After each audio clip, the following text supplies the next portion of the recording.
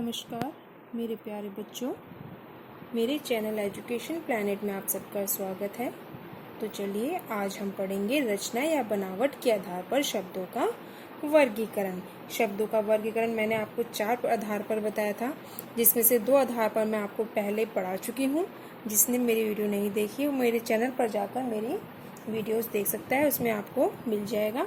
अब ये हमारा तीसरा आधार है रचना या बनावट के आधार पर। ठीक है, रचना या बनावट के आधार पर शब्दों का जो वर्गीकरण किया गया है वो 3 रूप में किया गया है: रूढ़ शब्द, यौगिक शब्द और योगरूढ़ शब्द। ठीक है, इसमें हम सबसे पहले पढ़ेंगे रूढ़ शब्द। देखिए, जो रूढ़ शब्द होते हैं वो शब्दों के मूल रूप होते हैं। ठीक है, मूल रूप यानी कि जो उनका एक विशेष अर्थ होता है। इन्हें सार्थक खंडों में विभक्त नहीं किया जा सकता। सार्थक खंड कौन से? सार्थक खंड, सार्थक का अर्थ होता है जिसका अपना एक विशेष अर्थ होता है, यानी कि ऐसे वर्ण जिनके मेल से शब्द बने हैं और उनका अपना एक विशेष अर्थ है, तो हमारे होते हैं सार्थक। तो हम क्या कर सकते हैं, जो हमारे सार्थक जो शब्द होते हैं उनको हम खंडों में यानी कि बांट नहीं सकते, तोड़ नहीं सकते। क्यों? क्योंकि उनका एक निश्चित और विशेष अर्थ होता है जिसे हम मुख्य अर्थ भी कहते हैं। ठीक है, जैसे घर, पुस्तक, मेज, कुर्सी, दूध, पानी आदि।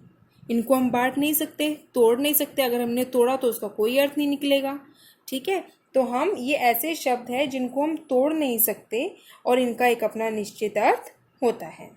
ठीक है, लेकिन किसमें क्या बोला जा रहा है रूढ़ अर्थ के लिए, कि जो ये शब्द होते हैं उनको हम कई बार क्या करते हैं, किसी व्यक्ति या वस्तु के लिए प्रयोग करते हैं। जैसे शेर हुआ, गधा हुआ।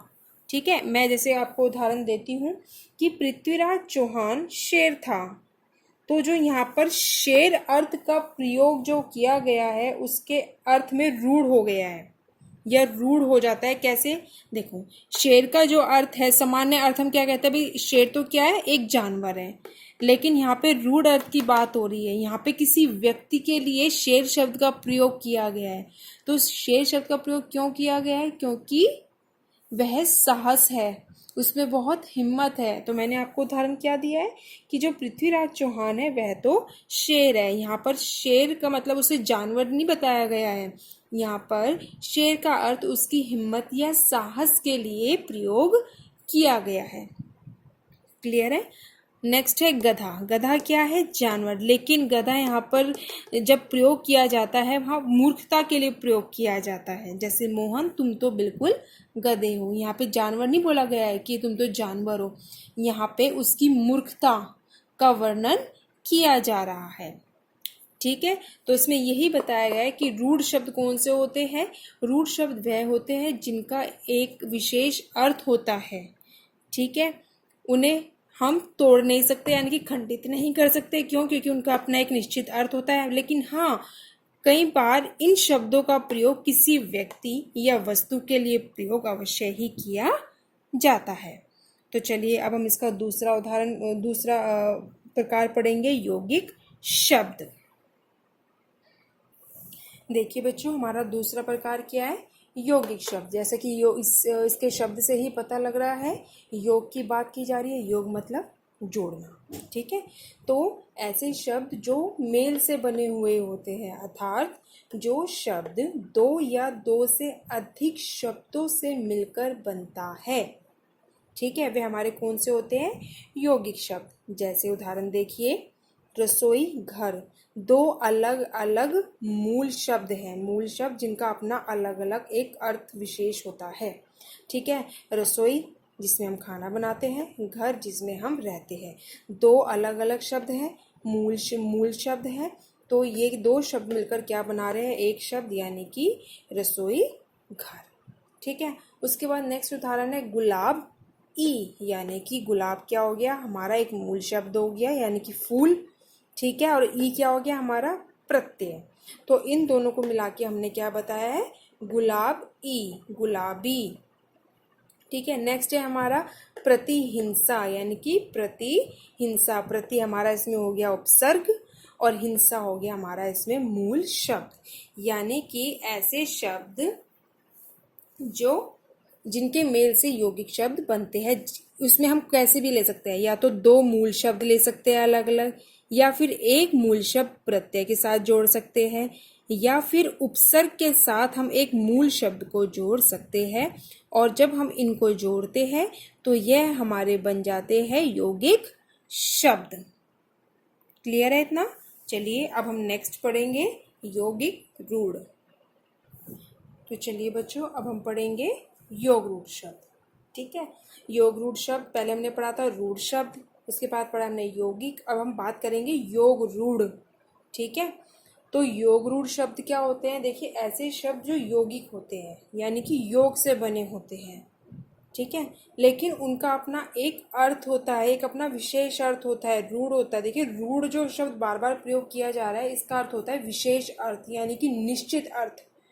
ठीक है, अर्थात ऐसे शब्द जिनके एक से अधिक अर्थ होते हुए भी वह किसी विशेष अर्थ में रूढ़ हो जाते हैं, यानी कि किसी निश्चित अर्थ की बात करते हैं। ठीक है, आप उदाहरण देखिए, उदाहरण से आपको बहुत अच्छे से समझ में आएगा। उदाहरण है पंकज। ठीक है, पंकज का अर्थ क्या क्या होता है? शंख भी होता है, मछली भी होता है, कमल भी होता है। लेकिन यहाँ पे हम योग रूढ़ की बात कर रहे हैं। जैसे मैं आपके सामने पंकज शब्द का अर्थ लूंगी, तो पंकज शब्द सुनते ही आपके दिमाग में सबसे पहले जो अर्थ जो इसका आएगा वह क्या आएगा? कमल। अगर मैं आपसे पूछती हूँ पंकज क्या होता है, आप सीधा बोलोगे कमल होता है। कमल फूल के लिए प्रयोग किया जाता है पंकज, है ना? बोलोगे ना? तो यही तो इसका रूढ़ अर्थ है, यही तो इसका विशेष अर्थ है। ठीक है, वैसे ही अक्षर, अक्षर बोलते में आप बोलूंगी अक्षर क्या होते हैं, आप अक्षर क्या बोलोगे? अक्षर तो हमारे वर्ण होते हैं। ठीक है ना? तो अक्षर के लिए, अक्षर किस किस के लिए प्रयोग किया जाता है? विष्णु के लिए भी प्रयोग किया जाता है, ब्रह्मा के लिए भी प्रयोग किया जाता है, वर्ण के लिए भी प्रयोग किया जाता है।